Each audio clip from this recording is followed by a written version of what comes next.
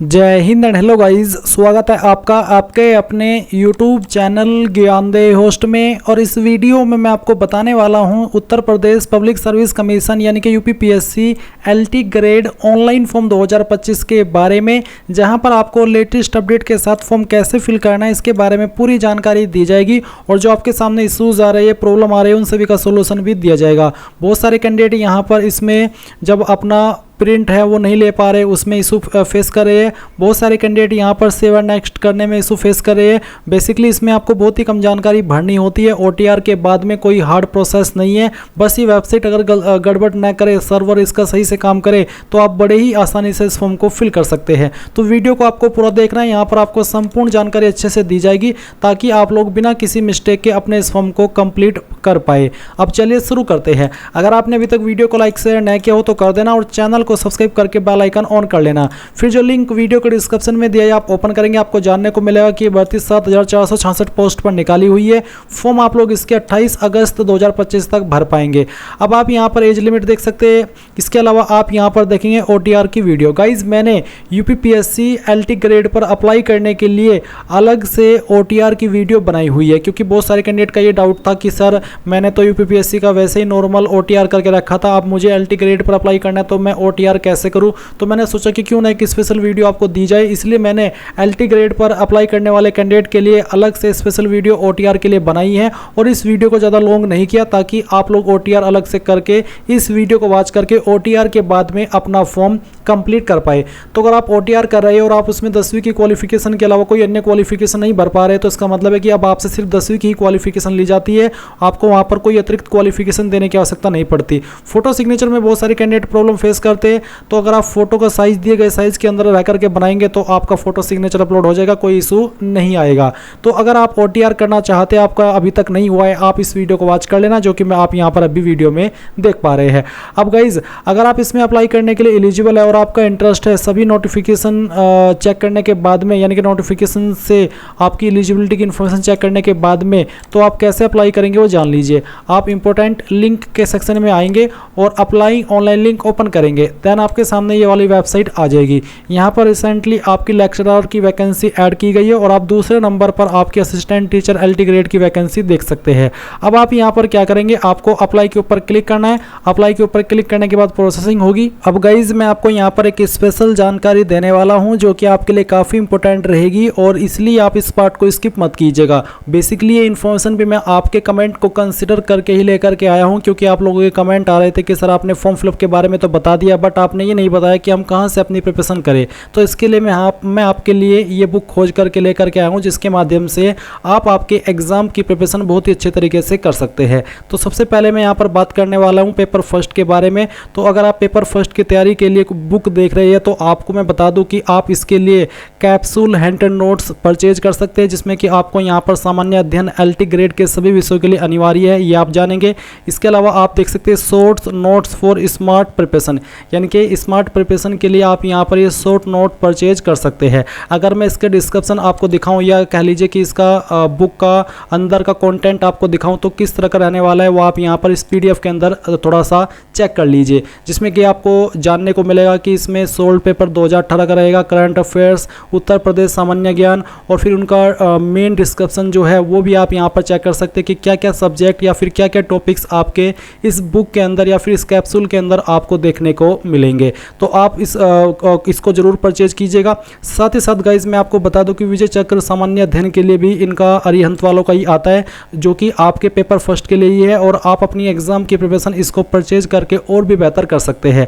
आप यहाँ पर देख सकते हैं कि इसके अंदर आपको 30 प्रैक्टिस सेट्स मिलेंगे व्याख्या सहित, सोल्ड पेपर जुलाई 2018 का, फिर अंतिम प्रहार में आपको 3 मॉडल सेट्स मिलेंगे, करंट अफेयर कैप्सूल मिलेगा।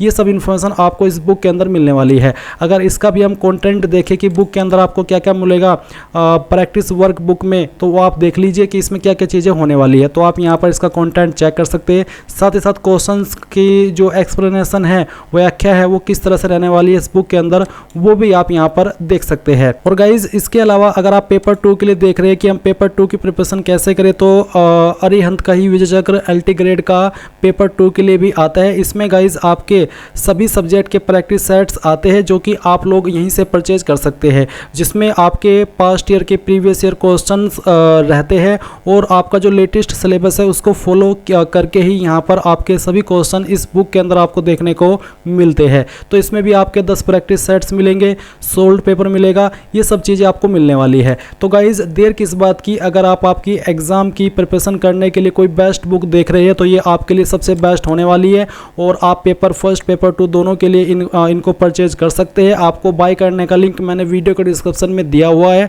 अगर आपका कोई सवाल डाउट रह जाए किसी भी चीज़ को लेकर के तो आप कमेंट के माध्यम से पूछ लेना, जाइए वीडियो के डिस्क्रिप्शन में और इन बुक को बाय कर लीजिए। और प्रोसेसिंग हो जाने के बाद में यहाँ पर आपको कुछ इस तरह से इन्फॉर्मेशन देखने को मिलेगी, जहाँ पर आपको ये जानने को मिलेगा कि आपकी जो वैकेंसी है वो किस सब्जेक्ट में निकाली गई है और साथ ही साथ उस पर आपको क्या पे स्केल मिलेगा और उस सब्जेक्ट के लिए पर्टिकुलर कितनी टोटल वैकेंसी है उसकी पूरी इन्फॉर्मेशन आपको यहाँ पर देखने को मिल जाएगी। तो आपको जिस भी सब्जेक्ट के लिए अप्लाई करना है उसी के सामने जो आप देख सकते हैं ऑथेंटिकेट विद OTR, इसके ऊपर क्लिक कीजिएगा।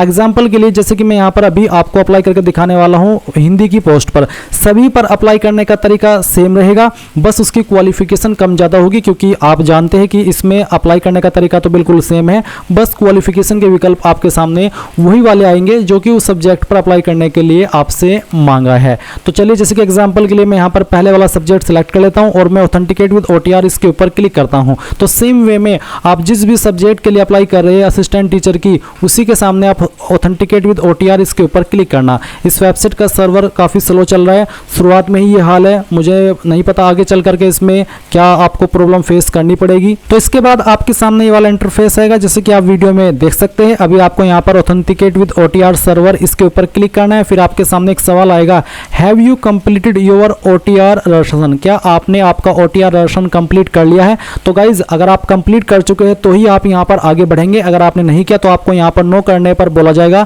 Click here to get your OTR number, यानी कि पहले आप OTR कीजिए और उसके बाद में आप यहाँ पर इस वाले इंटरफेस पर आइए। तो अगर आपका OTR नहीं है आप इसके ऊपर क्लिक करके OTR वाली वेबसाइट के ऊपर जाएंगे और आपका OTR कंप्लीट करेंगे। और उसके लिए मैं आपको अगेन सजेस्ट करना चाहूँगा कि मैंने OTR के लिए जब 2024 के अंदर OTR वाली प्रक्रिया लॉन्च की थी तभी वीडियो बना दी थी, आप इस वीडियो को वॉच कर लेना, जो कि मैंने इस वीडियो के डिस्क्रिप्शन में जो लिंक दिया है हमारी वेबसाइट का, इसको जब आप ओपन कर लेंगे तो यहीं पर आपको ये OTR की वीडियो मिल जाएगी। आप जब इसको वॉच करेंगे इसमें बहुत ही अच्छे से बहुत ही आराम से मैंने सभी चीज़ें एक्सप्लेन की है कि कैसे आपको इसमें आपका रजिस्ट्रेशन से लेकर क्वालिफिकेशन और प्रिंट तक की जानकारी भरनी है। तो आप इस वीडियो को एक बार चेकआउट कर लेना, आपके सभी डाउट्स OTR को लेकर के क्लियर हो जाएंगे। उसके बाद जब आपका OTR हो जाए तो फिर आप इस वाले इंटरफेस पर आकर के यहाँ पर यस करना कि हाँ मैंने OTR कर लिया है, एंड देन आप गो के ऊपर क्लिक करेंगे। फिर जो OTR करने के बाद में आपको आपका OTR नंबर मिलता है, वो नंबर आप यहाँ पर डालिए और प्रोसीड के ऊपर क्लिक कर दीजिए। प्रोसीड पर क्लिक करने के बाद आप यहाँ पर देखेंगे कि आपका जो वन टाइम रजिस्ट्रेशन नंबर है वो वैलिडेटेड है और अब आप यहाँ पर प्रोसीड कर सकते हैं आगे। तो आपको क्लिक है टू ऑथेंटिकेट इसके ऊपर क्लिक करना है और यहाँ से आपको इसमें ओके कर देना है। ओके करने के बाद में गाइज जो आपने आपकी इन्फॉर्मेशन इसमें OTR वाले पोर्टल पर भरी थी वो इन्फॉर्मेशन आपकी फैच कर ली जाएगी। तो अगर आप पहले से इसमें OTR करके रखे हैं 2024 से ही और आपको लगता है कि यार कोई जानकारी मुझे चेंज करनी है, तो पहले आप OTR वाले पोर्टल पर जाएंगे, वहाँ पर जो आपको मॉडिफिकेशन करना है वो मॉडिफिकेशन करेंगे और फिर आपकी वो जो इन्फॉर्मेशन है वो यहाँ पर भी अपडेट हो जाएगी। अब आप यहाँ पर आएंगे और आपको बोला कि आप किस माध्यम से आगे बढ़ना चाहते हैं, थ्रू पासवर्ड या फिर OTP। जब आप इसमें OTR करते हैं तो उस वक्त आपको एक पासवर्ड भी बनाने को बोला जाता है। तो अगर आप पासवर्ड के माध्यम से कर रहे हैं, आपको आपका पासवर्ड याद है, तो आप यहाँ पर वो पासवर्ड डाल करके प्रोसीड कर सकते हैं, या फिर जो आपने नंबर भरा था इसमें आपका रजिस्टर्ड किया था OTR के ऊपर वो आप यहाँ पर सेलेक्ट कर लेना, गेट OTP करना, आपके नंबर के ऊपर OTP सेंड कर दिया जाएगा और फिर वो OTP आप यहाँ पर डाल करके आगे बढ़ेंगे। तो इनमें से आपकी चॉइस है, जिस माध्यम से आप आगे बढ़ना चाहते हैं वो सिलेक्ट कीजिए और प्रोसीड कर दीजिए। अब प्रोसीड करने के बाद आप देख सकते हैं आपके सामने इस तरह से इन्फॉर्मेशन आएगी और अब आपको अगेन प्रोसीड के ऊपर क्लिक करना है। प्रोसीड के ऊपर क्लिक करने के बाद आपके सामने आपकी OTR की इन्फॉर्मेशन आ चुकी है, जो कि आप देख सकते हैं यहाँ पर सिर्फ इनको व्यू कर सकते हैं। अगेन आपको बता दो कि अगर आपको इनमें से जैसे कि आपका नाम, फादर नेम, आपका मैरिटल स्टेटस, आपका जेंडर, ये सब अगर आप चेंज करना चाहते हैं, आपने पहले से OTR करके रखा है या फिर आपने अभी OTR किया और आपने देखा कि यार यहाँ पर तो जानकारी कुछ और दिखाई दे रही है, मैंने OTR के अंदर कुछ और भरी थी, तो अगेन आप OTR पोर्टल यानी कि इस वाले पोर्टल पर आएंगे जहां से आपने OTR किया था और लॉगिन करके आपके डिटेल्स को मॉडिफाई कर लेंगे। पर अगर आपको लगता है कि यहाँ सभी जानकारी सही है तो आप नीचे की तरफ आएंगे और यहाँ पर आपको जो इन्फॉर्मेशन इसमें भरनी है या फिर जिनके आंसर आपको करने हैं वो है एसेंशियल क्वालिफिकेशन वाला सेक्शन, जहां पर जो भी सब्जेक्ट के लिए आप अप्लाई कर रहे हैं उस सब्जेक्ट पर अप्लाई करने के लिए जो क्वालिफिकेशन के विकल्प है वो आपको देखने को मिल जाएंगे। तो इनमें से यहाँ पर गाइज मैं आपको पहले भी इस वीडियो में क्वालिफिकेशन की जानकारी एक्सप्लेन कर चुका हूँ, एक बार फिर से बता दूं। आप जिसकी अप्लाई कर रहे हैं ग्रेजुएशन हिंदी सब्जेक्ट पर, तो आपको बोला है कि आपके पास ग्रेजुएशन डिग्री होनी चाहिए जो कि आपने हिंदी सब्जेक्ट के साथ में की हो।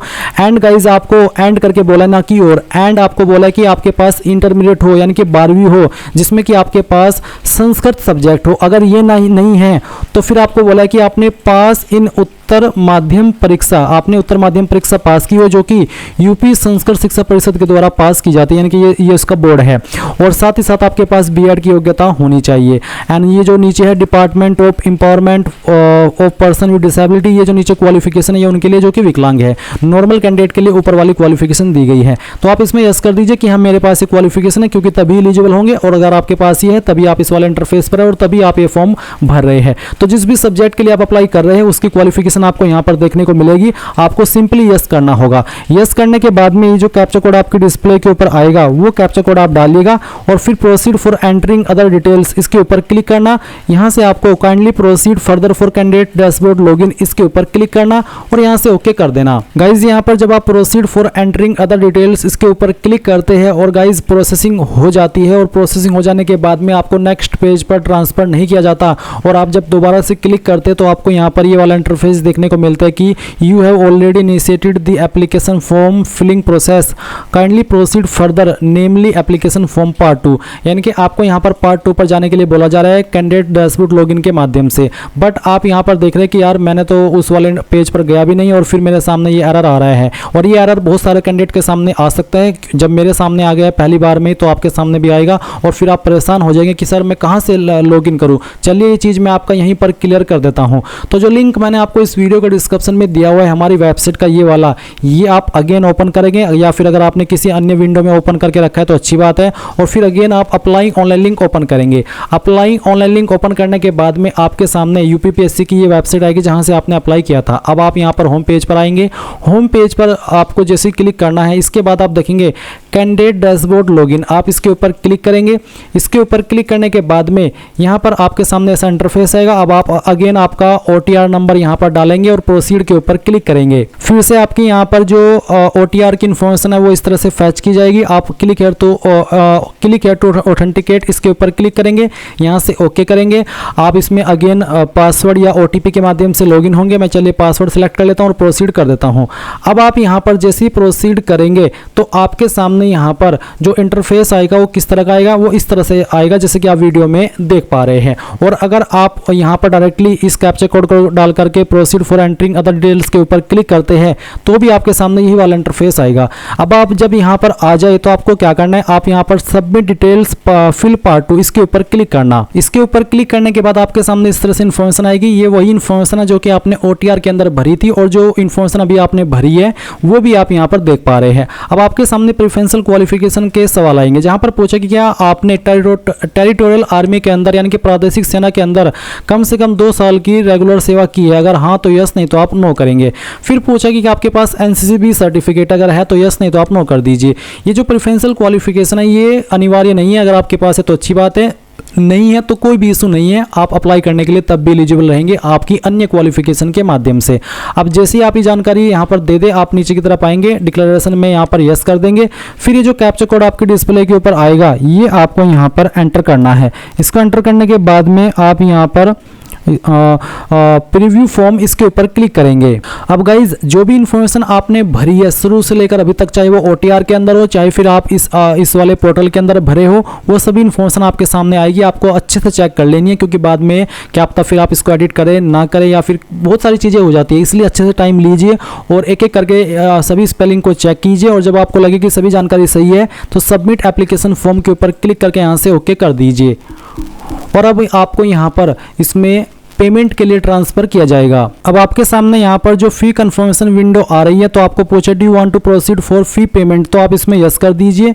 और यस करने के बाद में आपके सामने इस तरह के इंटरफेस आएंगे। आप आपकी fees SBI net banking, SBI debit card, UPI other bank debit card, SBI branch, other bank net banking, तो जिस माध्यम से फीस जमा करना चाहते हो कर सकते हैं। जो भी माध्यम आप सिलेक्ट कर लेंगे, चाहे वो आपका कोई सा भी माध्यम हो, वो आपके सामने उसी प्रकार की इन्फॉर्मेशन यहाँ पर फिल करने के ऑप्शन आ जाएंगे।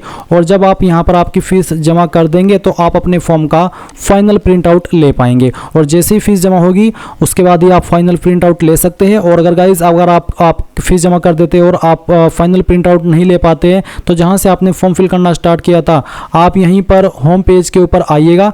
जो मैंने आपको पहले भी बताया था, अगर आपको कोई भी इशू आ जाता है तो आप होम पेज के ऊपर आना, इसी वेबसाइट के जहाँ से आपने फॉर्म फिल करना स्टार्ट किया और जहाँ से आपने कैंडिडेट डैशबोर्ड लॉगिन के ऊपर क्लिक करके आपका अगेन लॉगिन किया था, अगर बीच में एरर आया था तो वहीं से आप आपके फॉर्म का फाइनल प्रिंट आउट भी ले सकते हैं, आपका फॉर्म का स्टेटस भी चेक कर सकते हैं, सभी चीज़ें आप चेक कर सकते हैं। ये वेबसाइट का सर्वर काफ़ी डाउन चल रहा है, सही से वेबसाइट लोड नहीं हो रही है तुरंत, इसलिए इतना वक्त लग रहा है।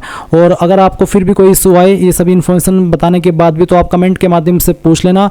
और यही थी आपकी UPPSC assistant teacher LT online form 2025 के बारे में पूरी जानकारी। आई होप आपको पसंद आई होगी। अगर आपका कोई सवाल डाउट रह गया हो किसी जानकारी को लेकर के, तो आप कमेंट के माध्यम से पूछ लेना। Thanks for watching. जय हिंद।